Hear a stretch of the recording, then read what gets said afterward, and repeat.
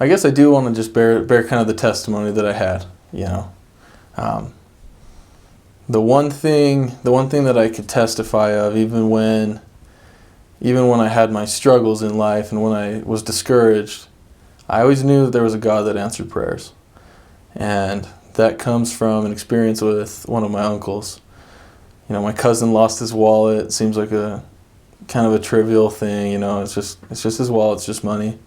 But I remember really thinking that he needs that wallet. You know, there was like $100 in the wallet, which for him was a lot of money. We were young, and he had a hunting license.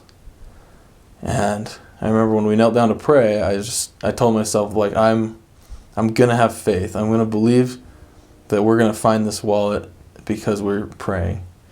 And we knelt down and we said this prayer. And I remember, like, in the middle of the prayer, I said, the first place I'm going to look, you know, this was in my head, the first place I'm going to look is on the TV. And we're in the family room right by the TV. And I said, I'm going to look by the TV and it's going to be on the TV. And, you know, we finished the prayer, opened our eyes. And I got up and I looked at the TV and the wallet was there. And it might sound like it could be a coincidence to some people, but God knew that I would know that that was an answer. You know, he knew that that would be enough. And, you know, but that was kind of really all of my testimony.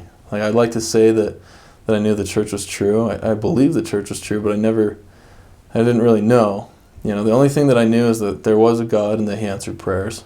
And that's kind of what I went into the mission field with, was just that knowledge of prayer, knowing that I could turn to Heavenly Father and you know, in my most desperate times, if I had faith, that he would help me.